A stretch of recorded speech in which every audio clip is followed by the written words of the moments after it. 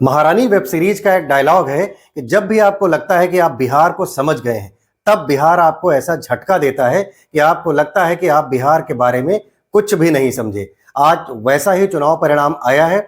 सभी राजनीतिक दलों को, सभी राजनीतिक पंडितों को, सभी एग्जिट पोल्स को फेल करता हुआ जिस तरीके से चुनाव परिणाम आज आपके सामने है, वह सबको आश्चर्यचकित करता है। प्रशांत किशोर जिस तरीके से जमींदोज हो गए हैं, उनको जो उम्मीद थी कि या तो अर्श पर या तो फर्श पर, वो फर्श पर लेटे रह गए, रेंग भी नहीं पाए। आज नीतीश कुमार को भी एक झटका लगा होगा कि उनको शायद ये अंदाजा नहीं होगा कि बीजेपी की इंडिपेंडेंट इतनी सीटें आ जाएंगी कि वो 100 टच करेगी और नीतीश कुमार के बिना भी सरकार बनाने की कंडीशन में होगी।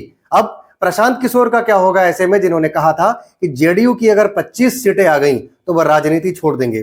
क्या उन्हें बिहार चुनाव के बाद राजनीति छोड़नी ही थी, इसलिए उन्होंने ऐसा कोट किया था? या फिर उनकी एक बात अभी भी सही हो सकती है कि कुछ भी हो जाए नीतीश कुमार सीएम नहीं बनेंगे, और अब बीजेपी की तरफ से भी कुछ ऐसे हालात दिखाई भी दे रहे हैं। जब जेडीयू की तरफ से एक ऑफिशियल ट्वीट किया गया और उसमें लिखा गया कि नीतीश कुमार सीएम थे और सीएम रहेंगे, कुछ ही देर के बाद वो ट्वीट डिलीट किया गया। तो क्या इस बात का इशारा है, जैसा गृह मंत्री अमित शाह पहले भी इंडिकेट कर चुके हैं, कि मुख्यमंत्री कौन होगा इस बात का निर्णय विधायक दल करेगा? अब जब जाहिर सी बात है कि विधायक दल में भारतीय जनता पार्टी के विधायक ज्यादा होंगे, उनका अपना जनाधार ज्यादा होगा, उनकी अपनी भागीदारी ज्यादा होगी। उधर लोक जनशक्ति पार्टी के भी अच्छी खासी तादाद में विधायक आ गए हैं। 21 से 22 विधायक उनकी भी विनिंग कंडीशन में इस वक्त चल रहे हैं। बीजेपी 100 टच करने वाली है। ऐसी स्थिति में जीतन राम मांझी के अपने कुछ विधायक और यदि कुछ और विधायक आरजेडी के भी, जो गृह मंत्री अमित शाह तोड़ सकते हैं, यानी कुछ विधायक ऐसे जरूर होंगे कि राज्य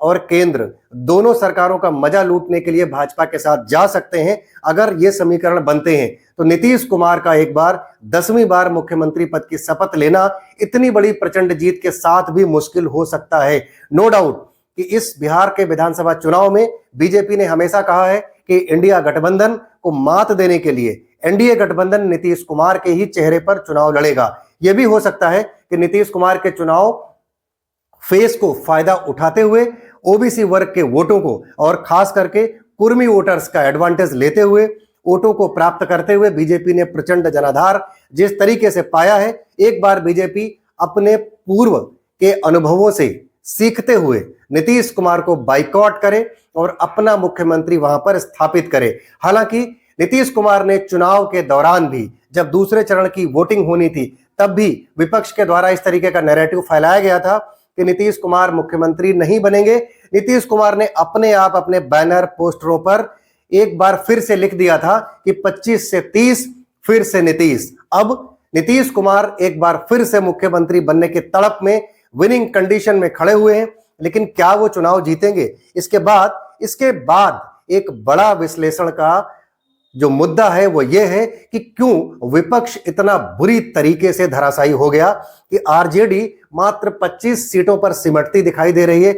इंडियन नेशनल कांग्रेस जो 4 सीटों के आसपास ही पाती दिखाई दे रही है और 61 जगहों पर वो चुनाव लड़ रही थी। लेफ्ट का प्रदर्शन इतना निराशाजनक रहा, उसको सिर्फ 5 सीटों पर सिमटना पड़ रहा है। प्रशांत किशोर का खाता नहीं खुलता है। उनके अच्छे अच्छे कैंडिडेट जिनके बारे में उम्मीद थी कि वो शायद चुनाव जीतेंगे, उनकी कुछ संख्या में बढ़ोतरी कर सकते हैं, उनका खाता खोल सकते हैं। मनीष कश्यप चुनाव हारते दिख रहे हैं, रितेश पांडे भी चुनाव हारते दिख रहे हैं। तमाम सीटों की अगर बात करें तो तेजस्वी यादव खुद स्वयं शुरुआत के 10 राउंड की मतगणना तक चुनावी मतगणना के रिजल्ट्स में पीछे रहे हैं। हालांकि अब वह करीब 15 राउंड की मतगणना के बाद 5000 वोट से आगे आ गए हैं। लेकिन बिहार का चुनावी परिदृश्य क्या रहा? क्या असल में जो बिहार के मुद्दे थे उनको विपक्ष लोगों तक पहुंचा नहीं पाया और अपना मुद्दा जबरदस्ती थोपने की कोशिश राहुल गांधी करते रहे? जैसे कि चुनाव से कुछ समय पहले राहुल गांधी ने एसआईआर के मुद्दे को उठाया। क्या असल में एसआईआर का मुद्दा बिहार चुनाव से ठीक 2-3 महीने पहले उठाना वाजिब था? क्या असल में बिहार के लिए एसआईआर मुद्दा जरूरी था, या एसआईआर मुद्दा कांग्रेस की अपनी वापसी के लिए जरूरी था, वो भी खास करके दिल्ली की सरकार में? अब एसआईआर के मुद्दे को शायद बिहार के लोगों ने नकारा और बिहार के लोगों ने एक बार फिर से नीतीश कुमार को बेहतर समझा। तेजस्वी यादव में लोग आज भी लालू यादव की छवि शायद देखते रहे होंगे। लोगों को इस बात का अनुमान होगा कि अगर एक बार फिर से तेजस्वी यादव की सरकार बनती है तो कहीं लालू यादव के दौर का जो गुंडा राज, जो जंगल राज, जिसको बीजेपी खूब ढंग से प्रचारित कर रही थी, उसकी फिर से वापसी ना हो जाए। ललन सिंह लगातार इस बात की कवायद में जुटे थे कि लालू यादव के गुंडा राज को जिस तरह से प्रचारित कर रहे थे, उसका अपना कहीं फायदा उनको मिल ना जाए। अब लेकिन एक बात और भी निकल करके आती है, क्या विपक्ष आज इस देश के लोगों को, जो भारतीय जनता पार्टी या एनडीए अलायंस की राजनीति से इत्तेफाक नहीं रखते हैं, क्या उनको प्रॉपर एक विकल्प दे पा रही है?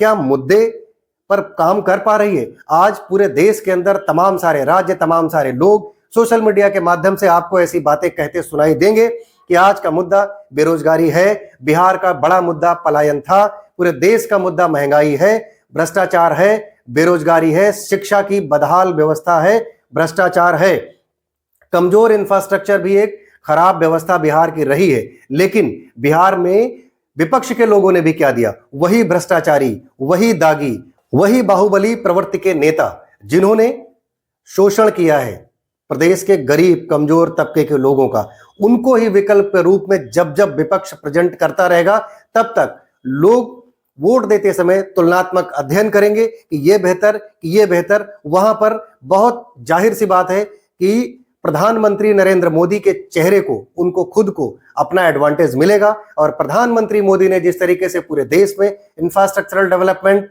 तमाम तरीके की व्यवस्थाओं को सुनियोजित और सुव्यवस्थित करने का ताना बाना अपने नाम पर गढ़ा है, उसका फायदा उनको मिलता हुआ दिखाई देगा।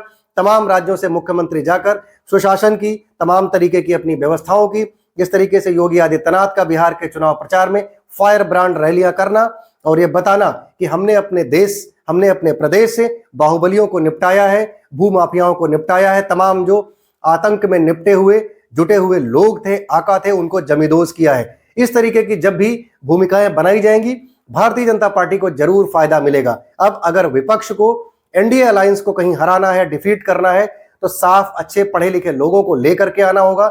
जो मुद्दे राज्य में, अगर चुनाव है तो राज्य के अपने जो बेसिक मुद्दे हैं, वहां के युवाओं के मुद्दे, वहां के बच्चों के मुद्दे, शिक्षा के मुद्दे, बेरोजगारी और पढ़ाई के मुद्दे पर प्रॉपर रिसर्च करने के साथ काम करना पड़ेगा। अब तमाम सारे नेता तमाम तरह के आरोप लगाते नजर आ रहे हैं।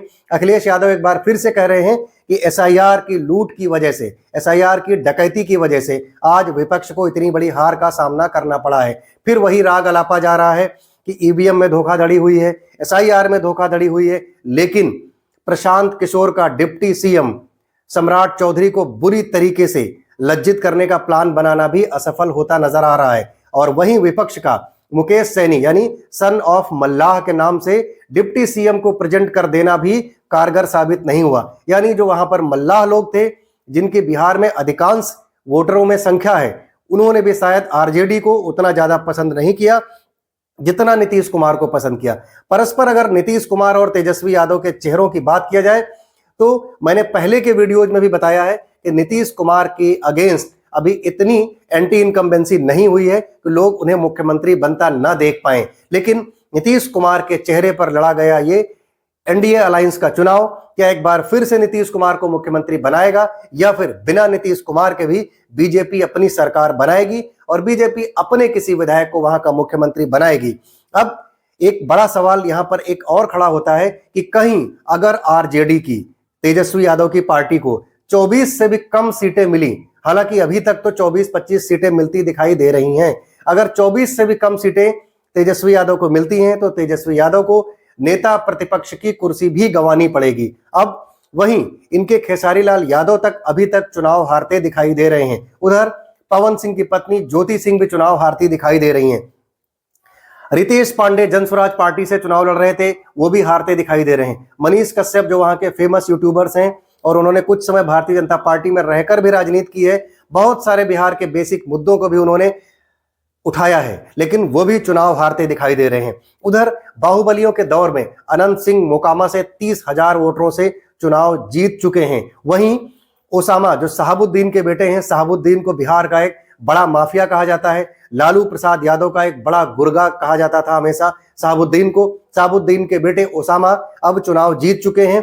मैथिली ठाकुर जो पूरे देश और दुनिया में प्रसिद्ध हैं, लोक गायिका हैं, वो बीजेपी की तरफ से चुनाव लड़ रही थी अलीनगर विधानसभा सीट से, वो भी चुनाव जीत चुकी हैं। लगभग इनके परिणाम अब यही निश्चित होने हैं।